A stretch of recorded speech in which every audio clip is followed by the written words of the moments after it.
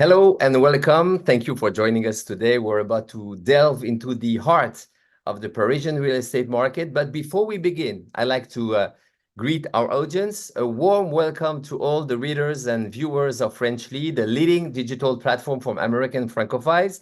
Your passion for French culture and lifestyle is real. It is your interest and enthusiasm that fuel events like this one. It's with great pleasure that I introduce our expert today, Melissa Regan from MR Agency Real Estate. Born in California, Melissa embraced the Parisian real estate world after a career between Paris and London. Driven by her passion for art and design, she founded 8 years ago the MR Agency, an event agency that owns Parisian event venues. MR Agency Real Estate was born from this expertise. Since then, Melissa has completed transactions ranging from 400,000 to over 7 million euros across Paris, residential and commercial. Her skills has earned her agency recognition as a relocation service provider for the French Ministry of Europe and Foreign Affairs. She is here today to share her expertise and experience with us. Hello, Melissa. Thank you. Thank you, Frankie. It's a pleasure to be with all of you today. Thank you for being here. During this 1-hour webinar, we will explore the Paris real estate market, one of the world's most coveted cities.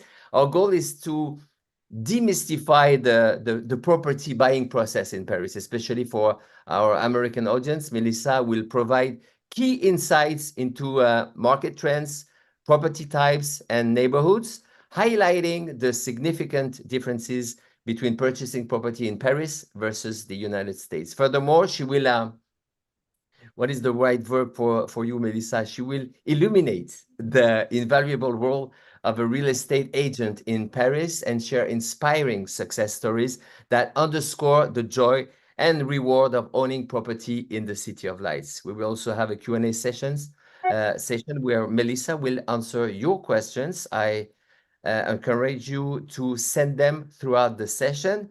The Parisian real estate market, Melissa, you have our full attention. Great. Well, Frankie, thank you so much again for welcoming me today. This is actually the second time I've participated with you guys, and it has been an honor, actually, since last year to have helped many people who have come from Frenchly's successfully buy real estate, actually here in Paris. So it's wonderful. Let me just share my presentation so we can delve directly in. Okay. Share screen. And in the meantime, I say hi to Elizabeth, who just raised her hand. Elizabeth, you will have a chance to ask a question to Melissa in the last 10-15 minutes of this webinar. With pleasure. Okay, so let's dive directly into it. So, Frankie, you did a great job introducing myself, and thank you so much. MR Agency Real Estate, as you said, was born off of our events agency, which was founded in 2016, where we own and operate event venues in Paris. So as a foreigner myself here, buying, selling, renting, and breaking leases, led me to have a plethora of experience that is vital and that allows us, me and my team, to really help foreigners successfully install in France. So we are accredited with the French Ministry of Europe and Foreign Affairs for Welcome to the French Tech. So as a relocation provider, we work obviously with French people as well, but really 70% of our clientele is international. So we are a multilingual team, and we help clients from Asia to Americas, Europe, and to the Middle East. Just in 2023 alone, our agency experienced 54% growth. So that's pretty incredible in a time that actually the market has really been contracting a little bit more. So that's something that myself and our team were really proud of. Our services. So what do we do? One, we property hunt. So this means that we exclusively represent a client on the French market, meaning that in one point of contact, you can have access to the whole market. So basically, instead of having to go through, 20 different agencies, people that don't call you back, obviously with the language barrier also, you have a one-stop shop of someone and a team who is, working for you daily. Okay, so that's the property hunting side. We do property sales as well. So, you might even be a foreign owner already and looking maybe to transition out of your actual property or into a new, or, your personal situation may have changed. So that's something that we can do. And we do that in a very efficient and professional manner, handling, of course, all the paperwork, legalities, visits, and ensure that you get the top dollar for your property. And the third part of our service is relocation. So we've had this really across the board, one under Welcome to the French Tech, so a lot of tech professionals, but again, just leads and people who've contacted us out of the blue with different stories. People who are taking maybe a break from their personal career and they want to do the cordon bleu. So that means that they would be looking to rent an apartment for a year or more, and the rental market is it's a very fierce and competitive market. So basically, we take into hand the client, take into hand their file, and we defend our client in order to ensure that they can get into the apartment that they want. Okay. When you say fierce, it means that the demand is higher than the offer, and so you have to fight for your clients in order to get the apartment they want. Oh, yeah, it is. The demand is much higher. So, apartments are rented. Typically, it can be the same day or within a certain number of days. And if the property is, well positioned on characteristics, price, location, basically, there could be 10 applicants for that same property. So, we cannot ensure 100% that, just working with us, your client, or, you'll be insured to have it, but we can ensure that you will be in the, top 2 considered.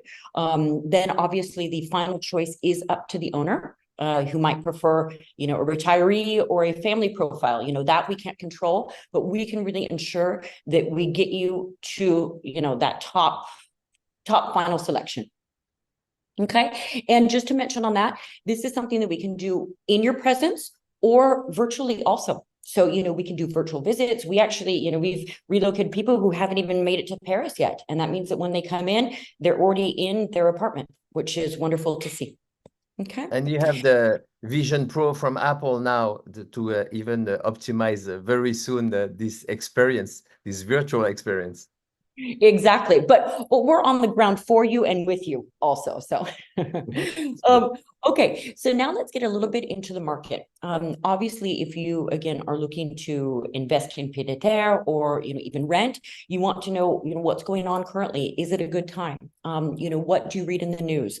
There has been a slight softening in prices in 2023 across the board. But again, when we look at the past 10 years, property value in Paris has risen 29%. I personally am invested here. I think it's a very safe investment. We never see a drop like you would in the US. It's not quite as elastic as that. So, even the slight softening, it's been slight, and it hasn't been so applicable to the very high end market. We're still seeing certain apartments going for up to 45,000 euros per square meter. So, that market just is a little bit untouchable. So current prices, how much would it cost you to now get into these different neighborhoods? So what we've done is, I assume that everyone who's connected with us today knows that Paris has 20 arrondissements going around like the snail. We've just picked up a few of the key neighborhoods that are typically ideal for foreigners. So 1st, 3rd, 6th, and 8th. And you can look at the prices vary here. These are notarial prices, so they don't take into account unique features. They don't take into account views, ceiling heights. So this is it's not necessarily representative of what you would be looking for, but it's good figures to have. We thought a few little random facts would be interesting for you also, that 17% of foreign buyers are investing in the 4th. So that's the Marais area. 16 in the 3rd. So the Marais is, you can see it on the map here. They touch each other and they're both considered the Marais. One is the Haut Marais and the Marais Centre. Okay. 4.9 in the 12th. Okay. That was a bit surprising actually for us even. And we're also seeing, that buyers from the US account for 25% of the non-resident purchases in Paris. So like myself, we are quite a few over here. I'm gonna screenshot that last sentence. It's amazing. Yeah, isn't that a good one? Yes. Okay. Okay. There we go. Okay.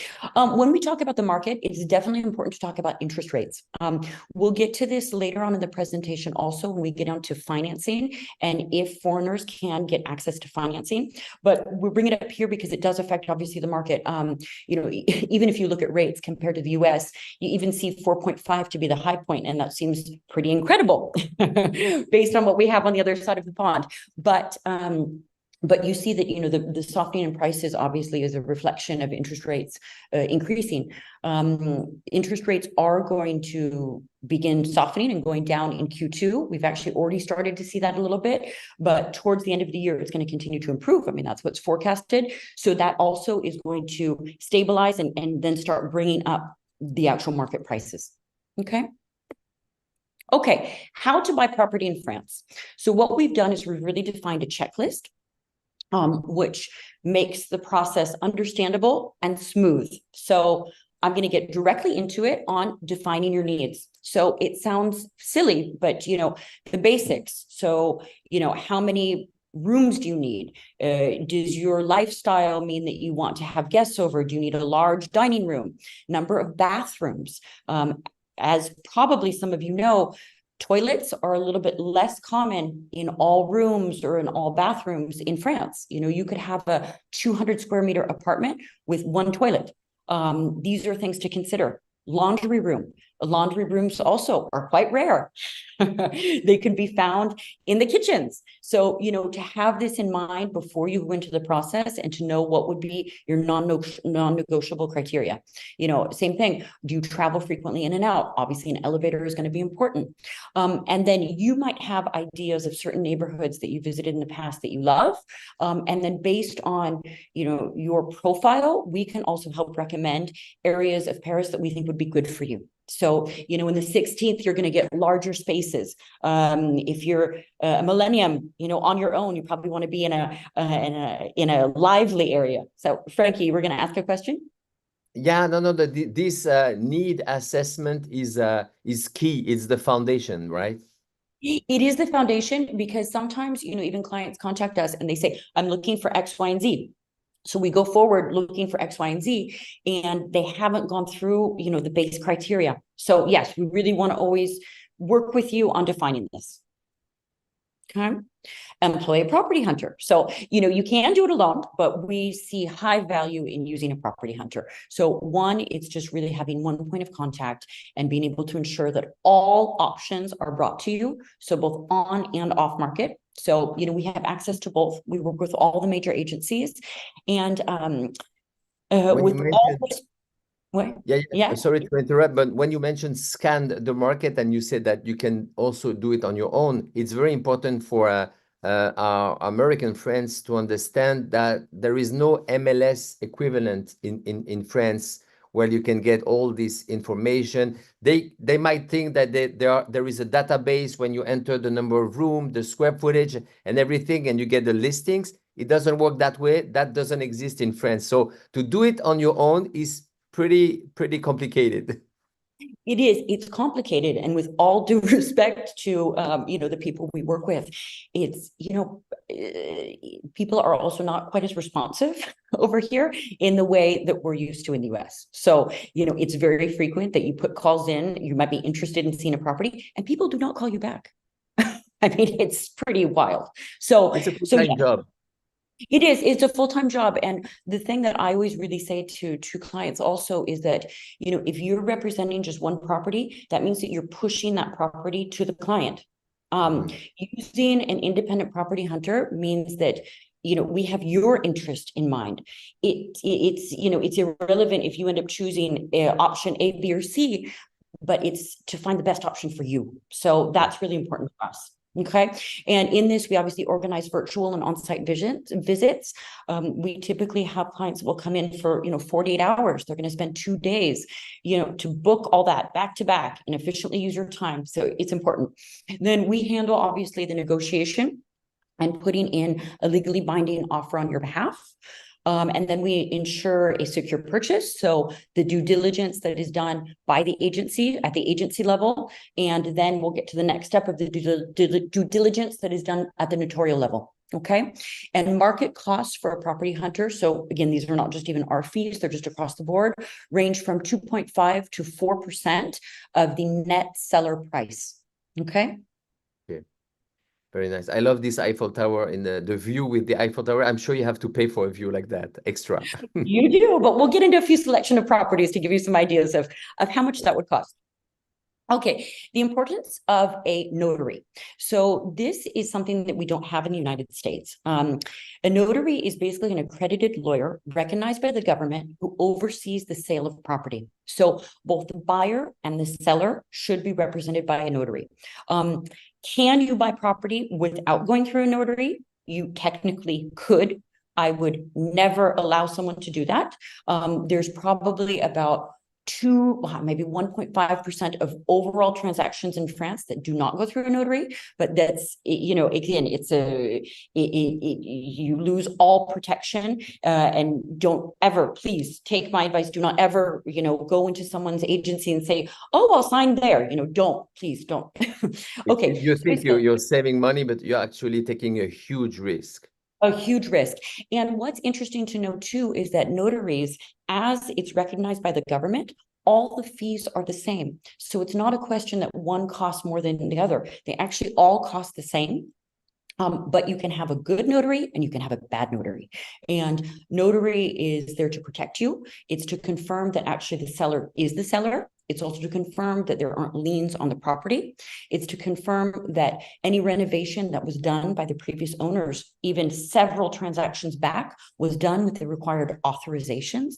So, if you become an owner of a property that has not gone through this due diligence process, it's a huge risk to you.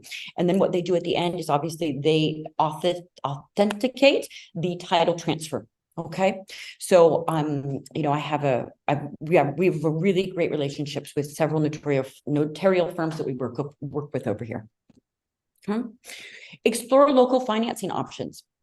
So this is always the question, I'm American or I'm South American, or, wherever you're from, can I obtain financing in France? A lot of times you're going to hear no. That's not exactly true. You can. But it works very differently than in the United States, for example. In the United States, the burden is on you to reimburse. So, again, they give loans much more freely. Over here, it's a much more thorough process, and loans are given out with more restriction. Another thing to note here that is kind of a side, and we have an article actually about this on our website in the blog section, is creating a real estate holding company. So it's actually creating a company that would hold the property. It's called an SCI. And what can be interesting, there's several different reasons and case scenarios that this could be interesting. And I'm happy to talk to people, directly after this or set up a call next week. But one can also be for financing solutions, because maybe you are American, but if you create a French real estate holding company, then the borrower, the lender, is French, even though you have foreign shareholders. Okay. The closing process. So the process is everything very different over here. Okay. It's a two-step process. So it's a promissory note, which is signed with and at the notary, and then the final deed. Okay. And between the two, it's approximately 3 months time lapse between the two. So the promissory note is legally binding. Okay. So it binds the seller to sell to you no matter what. Okay. So even if the seller has a better offer a month later, even double the price, the seller is legally obliged to sell to you. You, as the buyer, are required to put in an escrow account between 5 and 10% of the purchase of the property price at the signing of the promissory note. And that you are liable for 10% that would go to the owner in the case that you would choose to walk away.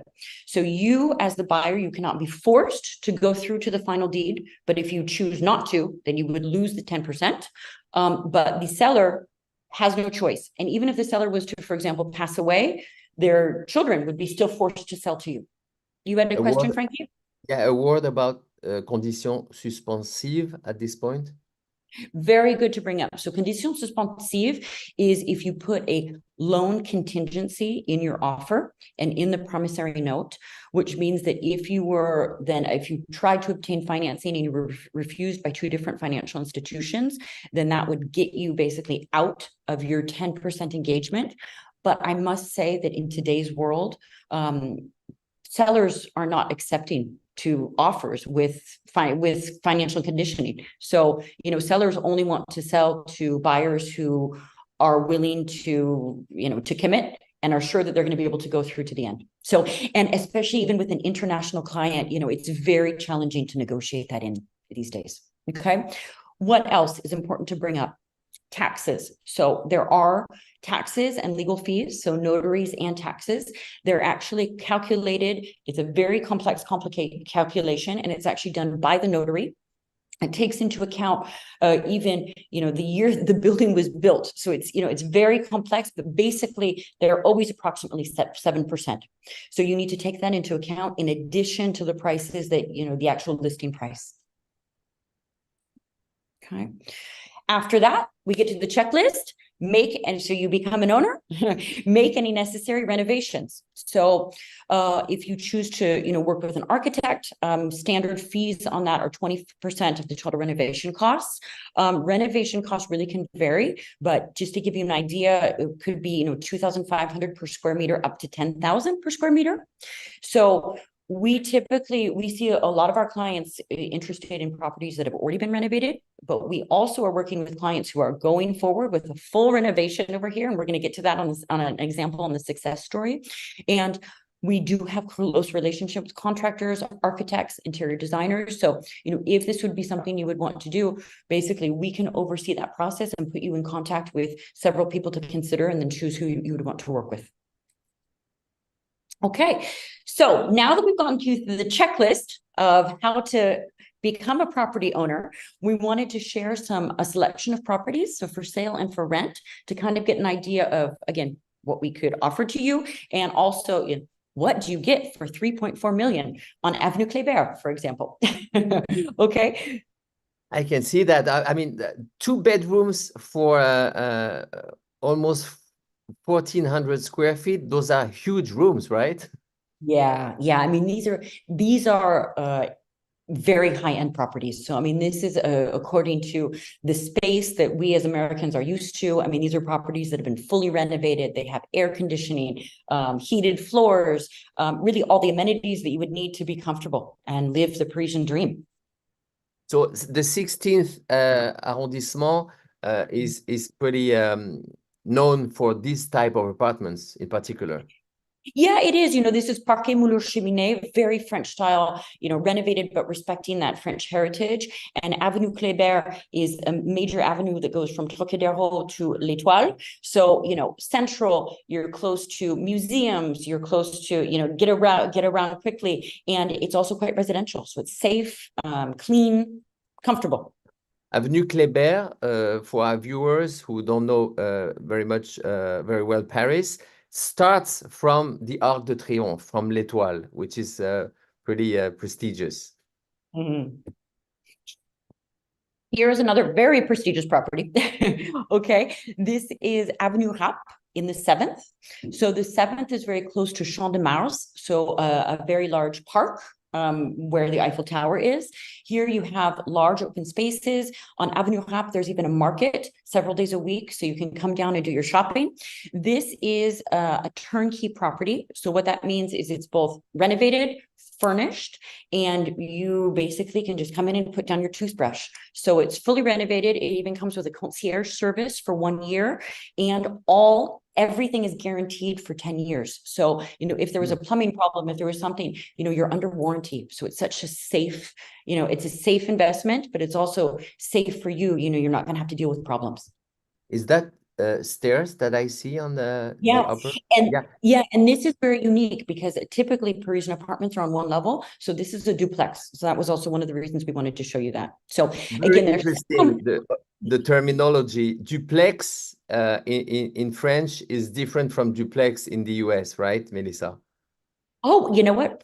Frankie, I'm not, what does it mean in the US now? I Well, think well, I'm, yeah, I've been too long in the US and you've been too long in Paris, basically. The thing is, a duplex in the US, here, if you see an ad for a duplex, it means that you have one of the two, it's two independent units. You have one at the okay. first floor and one at the second floor. When you see in Paris duplex, it means that the same unit has two levels, which is quite amazing. Avenue Rap is a fantastic place, Yeah, area.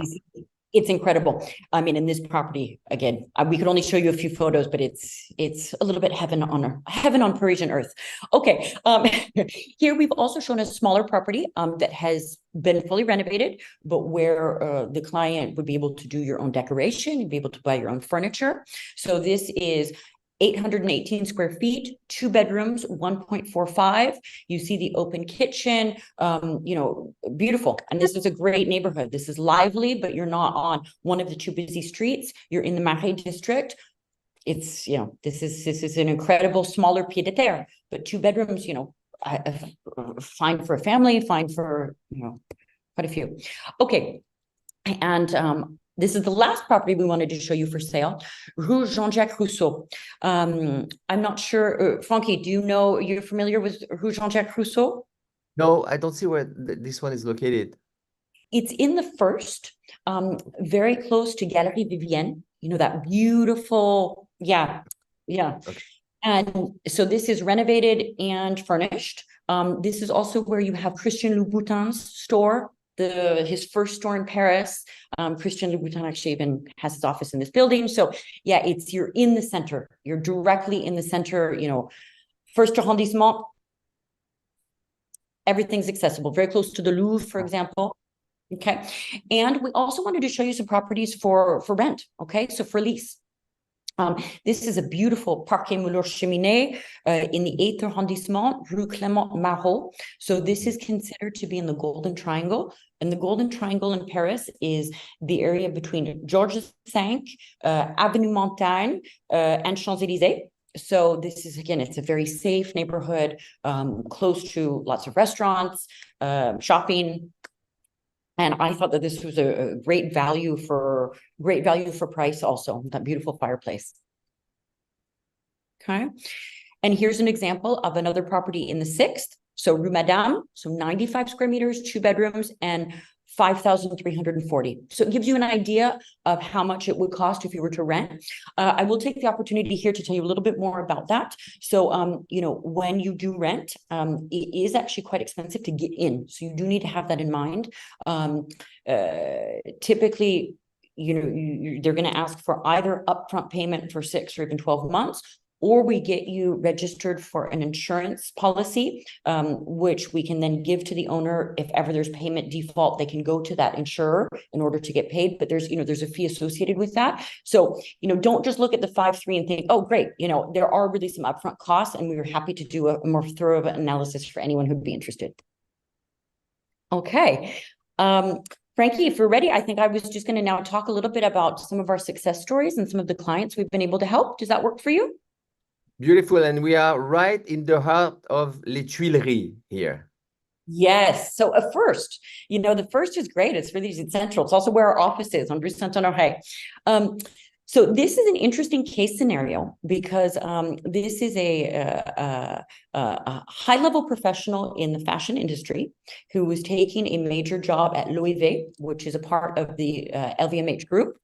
And they had actually already contracted a relocation company for this gentleman. And he was not happy with the services that he was getting. And via a client that we'd previously helped, he came to us, and Loewe and Louis Vuitton agreed to pay twice for his relocation services, and we were able to house him. So this is the apartment that he chose. And to give you an idea, we didn't put the price. Okay, well, to give you an idea of just 90 square meters, look at these beautiful high ceilings, the beautiful parquet. These are the types of properties that we really can access on a regular basis.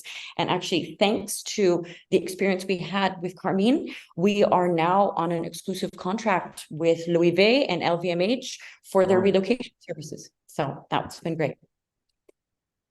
Okay, we wanted to show you here, I know that you guys are really residential focus. The people we have probably connected with us today, but just to show that we really do, we do commercial also. So we recently installed a client in a beautiful commercial office building, 441 square meters.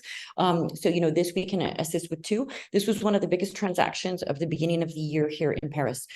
This was a property that was rented out at 1,200 per square meter per year. That's like the top end of the rental market for commercial space. So that was a pretty important one for us.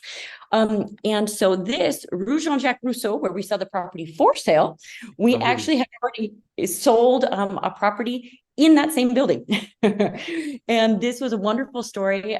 Anne Jad, a charming client who is French, who has been living in the United States for over 20 years, very high level with Van Cleef, and she wanted to buy a pied a terre. So we secured a property for her that was actually even off market, and it just to show the difference in range of what we can do, 34 square meters. So 397 square feet, very small. There isn't a question of too big or too small. We're here to really serve the right client. So, we can help you. Don't think that you have to have 200 square meters or X amount of budget to be able to work with us. Very interesting. That give us the range of the apartments that you can propose to your clientele. Yeah. Yeah. Oh, and here in this photo, you see the Christian Louboutin store. So this is charming area. This is an interesting success story also. So this is two individuals actually that are Thai, but that live in the United States for, I guess, for probably 20 or 30 years. And it was quite interesting. They were here in Paris on a trip, and they loved the area that they were staying, which is in the 15th, these tours that are these large buildings that are a little bit more uncommon here in Paris. And they loved staying in them. And so they talked to the concierge of the building and asked, how could we buy something here? So they visited a property and then went back to the United States, but didn't know what to do next. And they reached out to me and to us, and we assisted them, even though they had already identified the property that they wanted. We then took it over from there. So meaning drafting the lease, negotiating with the seller and the listing agent.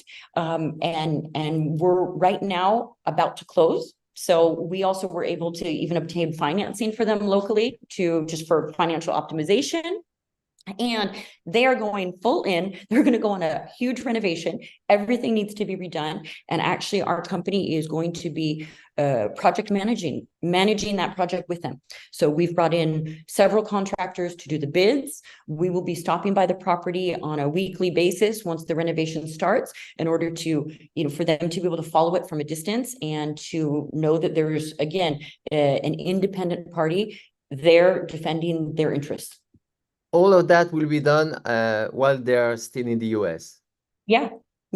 So they're going to come over. They're actually going to come over for the signing of the final deed, and we're going to do several days of appointments of looking at samples and all these different things, and then from that they're going back.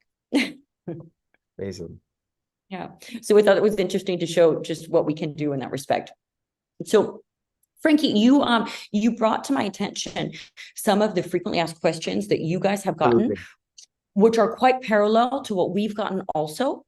So we definitely want to open this up and receive your questions on live, but we already wanted to go into some of the responses that you're all waiting for. So Frankie, can I continue going from here? Yeah, yes, please. Just before you do that, the apartment that you showed before with the renovation, I just want to mention that Randall just wrote, it would be nice to see a before and after of the project. I'm sure you're going to take pictures like, that makeover. I don't remember that TV show before and after. That would be nice to see that. That would be great. And please email me and I will send them to you. The photos we have of before, we were trying to include them on the slide, but they're so bad that we couldn't. Okay. It would be nice when you have the before and after. Yes, but it's incredible. This picture that you see here is taken from the window. So look at the view that they have. Yes, beautiful. Yeah. Okay. Not too far from there, you could see the Statue of Liberty. And not Yes. people know that. Yes, I know that there's a Statue of Liberty here in Paris also. Yes, it is. It's very close down there. Okay, so let's get into Okay, some questions. So, FAQ. can I rent my property on Airbnb? Are the Summer Olympics affecting the real estate market? And, renovation, what is allowed and what is not as a property owner? So we wanted to first get into this. So there are three different case scenarios that allow you to rent out. So, Airbnb or type Airbnb. Okay. So one is if the property is your primary residence. Okay. So if it's your primary residence, you can rent for up to 120 days per year. Okay. You still have to declare it to the mairie as a furnished tourism and you actually get a number. But then if you're on Airbnb, for example, it's going to just block you after the 120 days. Okay. And it's not restricted in some neighborhoods or buildings? So I was going to go through this and then, but I'll say it now. You still, so these are the General rules, fact. Okay. the general facts, but then you still have to check the particularities of the building because there could be, so there's a règlement de copropriété. So this is like building rules and the building could forbid it. So you do still need to look at this. Okay. So secondary residence, so as a secondary residence, you're allowed to rent on an annual basis, but not a daily basis. So actually you can't do like Airbnb. And then the third scenario is actually if there's a commercial zoning. So it does exist to have an apartment that has a commercial zoning. So these are the types of things that we can check for you also. Interesting. Okay. And another question we get a lot is how are the Olympics affecting real estate? So I definitely want to say not as much as expected. We've seen that the long-term residential rental supply has decreased because some owners are hoping to rent, for example, on Airbnb or on a short-term basis at higher prices. So they've taken those properties off that long-term market. But it is important to note that as of February, only 25% of the Airbnb type market is rented out for the Olympics. So, we're waiting for that big surge, and there's definitely a question of how much, if that's going to be coming as we had hoped. But on a long-term basis, the infrastructure improvements that are being done in the city are going to have a lasting positive effect to property owners. So, I'm definitely looking to the long-term perspective there. Frankie, do you have anything else to add on the Olympic topic? No, it's interesting. Not as much as expected when I remember the craziness 6 months ago about everyone in Paris who were expecting to rent their apartment 3, 4, 5 times the usual price. I mean, it has to adjust to reality at some point of time. So for my understanding, people who want to rent are waiting, and the people who wants to, on both sides, there is like a waiting gap, right? And when it's gonna happen, you're gonna have the real actually the real trend. The real trend. So this is on the rental side. On actual the property sale and purchase, it hasn't had effect. I mean, we haven't seen any. Okay, so next. So what is allowed and what is not allowed as a property owner, and just kind of some of the common renovation questions. So air conditioning, additional toilets, what do you actually have to ask for authorization for? So air conditioning, that's the same thing. You have to really look at the building règlement de copropriété. If it hasn't been installed before, you actually have to make a request to the building. So it means that your co-owners in the building have to approve you doing it. So you can't just buy a unit and stick it outside your window and say, perfect. So it really has to be done legally, and that's a major point. And sometimes also when during the promissory note of a drafting of a sale, we see that maybe an air conditioning was installed without authorization. So this is a really important point. Same thing with toilets. Again, apartments are in a building, and the actual eau usée, so it means the used water, is common. So it means that you have major big pipes going down, on several different parts inside a building that collect all the different toilets. So you can't just necessarily decide to put in a toilet where you want. So this is a really key thing to look at, especially when you're visiting properties, if that's one of your key criteria, to really understand what is and isn't possible. Okay. So what do you do when you realize when you are about to sign that the air conditioning or additional toilet have been installed without the proper authorization? What do you have to do as the new owner? Well, typically the sale falls through. I mean, in a lot Yeah. of instances, the sales falls through. I mean, one, it does show that the seller were withholding information, so dishonesty, Mhm. and then you have to see if you can possibly make a request to regulate that, like to faire la demande, to ask afterwards. But typically deals fall through for those kind of reasons. Mhm. Okay. Yeah.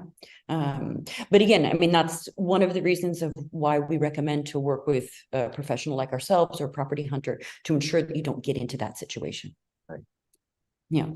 And then the last point in here is, imagine, you have your new apartment, you want to maybe paint or you want to change where the kitchen is installed. Do you have to ask for a permit to do that? Or do you have to even ask the building permission? So a lot of cases is no. So no, in order to paint, to change where the kitchen is installed, you are free to make the renovation inside your apartment as you would desire. If you were to take out a structural wall, you have to make sure that that's done with a DLPG architect and that it's done with a replacing beam. But again, you don't need authorization for that either. And then there's some things that do, such as installing a toilet if you were going to use, a different colonne of the building and or air conditioning. Those are good examples. Okay. And And here, I'm that's what sorry. I've prepared for you guys today. Beautiful. We're gonna leave that slide so everyone can either use the QR code or write down all the necessary informations to contact you with specific demands, and that's great. I wanted to ask you a few questions. We still have some time. Ellie is asking. She's retired, and she wants to know: can someone who retired obtain a loan? She heard that over 60 in France, you cannot obtain a mortgage. Is that true? um, Again, it really depends on your specific situation. Unfortunately, it's a little bit, like a lot of parts of the world, the more you have, the more you can get a loan. So, just because you're retired and just because you're 60 doesn't necessarily mean that you can't get financing, but it's going to really depend on your global financial situation. But it definitely will be more challenging if you don't have a revenue stream than, if you do. So if you're no longer working, but again, it depends. We're happy to to set up a call and to look at that in detail with you. Question: what are the annual carrying costs associated with owning a pied-à-terre in Paris, and how are they calculated? I'm sure it depends on the pied-à-terre itself, right? That's a great question, though. Obviously, it's the initial investment, and then how much is the property going to cost you on an annual basis? Very important. So there's a few different things. So one is you do have property tax. Okay, it's an annual tax. It's much less compared to in the US. So, and those are figures that are disclosed actually even as you visit properties. So the last year's property tax is, that's known to you, and they typically don't change very much. I mean, there might be slight inflationary adjustments, but they never double. So that information you have. The other is the common charges of the building.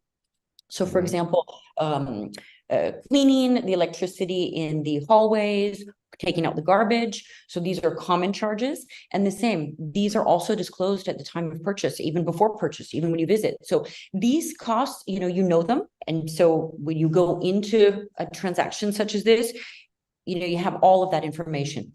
What else can I say about that? The yearly property taxes, once again, usually, how much is that?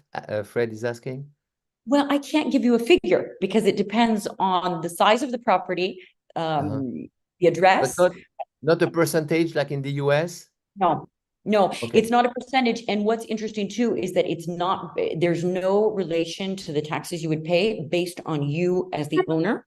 They're Okay. solely, they're solely attached to that actual property. Okay, see. so it's not if you have a higher, a higher revenue stream that you have higher taxes on that property. Mhm. Okay. Randall is asking if there is an equivalent to HOAS. HOA, actually, HOAs. So HOA, so homeowners, HOA.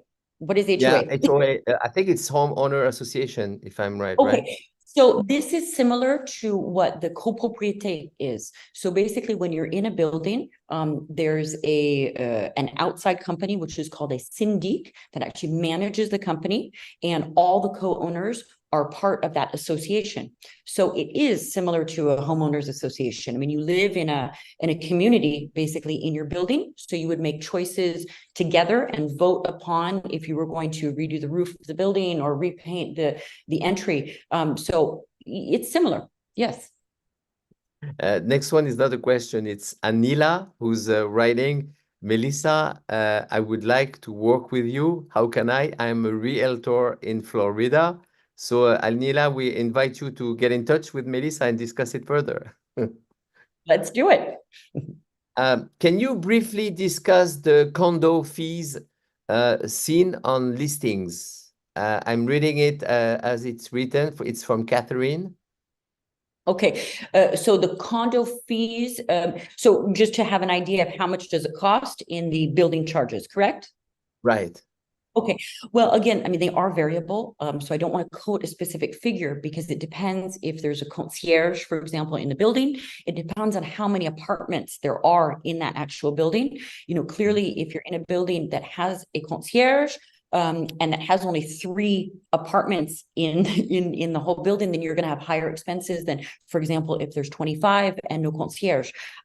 But just to give you a range, I mean, they can vary from, 200 per month up until maybe 800 would be the very top of the market. Okay. I have 2 questions that actually are pretty much the same. Do I need a visa to stay in a second home in France? And what are the visa requirements for longer stays? And Sarah is asking, is there a limitation on how much time per year one may stay in France if one buys a property? It's pretty much the same. Yeah, these are great questions. And actually, we just published an article on Frenchly recently. So maybe you can share that link, Frankie. And in that article on the bottom, we actually talk about this, but I'm happy to respond also. So to be a property owner, you do not need to have a visa. So you just as a foreign national can buy property. Then you have to adhere to the same standards as traveling here. So, you can stay for up to 3 months. If you Okay, so one, again, we work with a broker. You're going to share all of your financials. So, your tax returns, the different holdings you may have in the US or globally. I'm involved in that conversation also when we look at, what we think of your case scenario. Then the broker can supply a letter of comfort. So, giving you an idea of what you should be able to obtain. But this is really important to note, is that no financial institution can actually make a loan offer until you have signed the promissory note. Okay, so it's actually with that document of the promissory note that the bank can actually look at it and say yes or no, we go forward. Okay, but again, the goal is to put you in a situation so that mutually we would be pretty much sure that you could obtain if that's where you were going. And about the SCI, Yeah. how can it be a solution? Okay. Well, I did mention before, so SCI, so it's a real estate holding company. There could be definitely different case scenarios of why it would be applicable and a solution possibly for you. One could be in the case, for example, that you were a family. So imagine that maybe one of the children was studying or coming to France in and out and really wanted to be present, but possibly that it's the parents that have a stronger financial situation, and it's based on the parents, for example, that would maybe be able to obtain financing. Well, a possible solution for that would then create an SCI holding company where both the child and the parents could be shareholders inside, meaning that They could benefit from the financial stability of the parents, but then the children would already become an owner.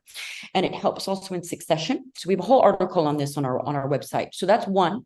And the other one, which I mentioned during the presentation, is, myself as an American, there's many banks that cannot lend to Melissa Regan. However, they've been able to lend to the SCI structures I've created because the SCI structure is considered French. Beautiful. RH is asking, what is the minimum duration of a short-term lease? Okay, very good question. There's a few different parts of the rental market. So the long-term rental market would be considered the unfurnished 3-year long lease. Okay, and this is a lease that basically could keep rolling and you could stay in for life. Okay, this is not really open to foreigners. Okay, the people that can obtain this are really French employees. You have to be an employee. Okay, basically. Then the second is what we would call an annual lease, so a year-long lease, and it would be a bail de code civil. Okay, so this is the most typical for foreigners, and it could be 1 year and it could automatically roll. I mean, you could stay as long as the owner and you mutually agree, but it's typically 1 year. Under 1 year, it's a different market.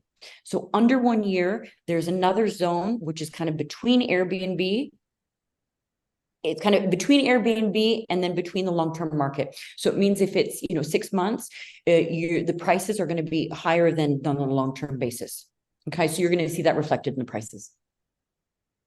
All right, we have time for maybe a couple of last questions, but I have the feeling that you answered already during that webinar, but maybe just to come back like a few seconds. What are the benefits of employing a property hunter when looking for property in France? I think you gave us the answer, but if you want to say a few additional words or summarize the main benefits. I would be happy to. Well, the most important is that you have a company and a person working for your interests. So in order to navigate the market locally, identify properties that are really adapted to what you're looking for and your needs, and having someone on the ground on a full-time basis. So probably, as many of you know, even in your respective cities that you live in, finding the ideal property is a full-time job. So full-time job, and then in addition with the language and cultural differences, it's very challenging.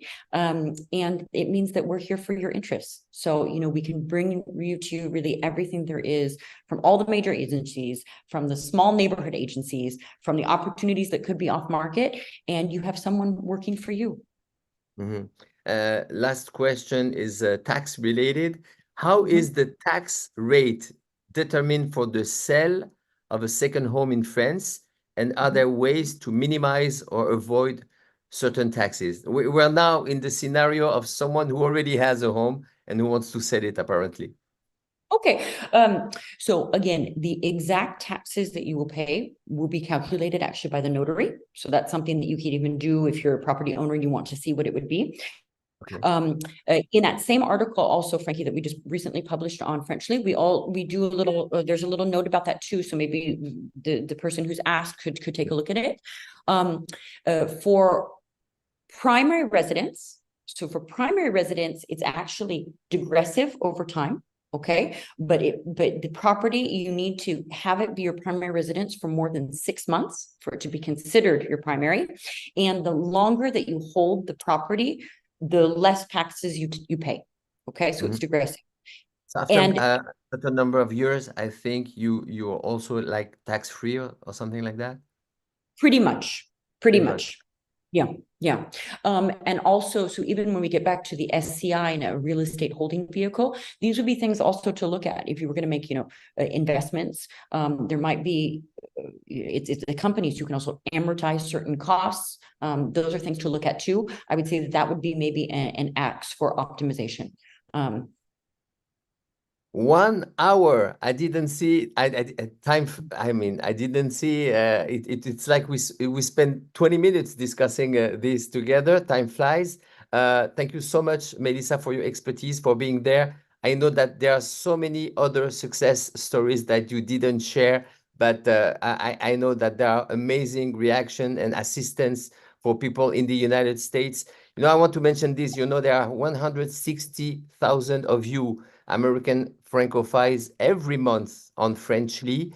A little bit, almost half of those 160,000 American Francophiles travel at least twice to Paris, to France in general. I invite them, you know, you're going to have thousands of people coming to the agency. I invite them, if they are interested in buying a piece of real estate in Paris, to make a stop, to say hi to you. Now they know you through that webinar. So continue that connection, contact Melissa using the QR code that was on the screen a few minutes ago. And you will hear way more from Melissa on Frenchly in the coming weeks and coming months. Thank you so much, Melissa, and thank you to everyone who attended that webinar. Thank you. Thank you. Thank you.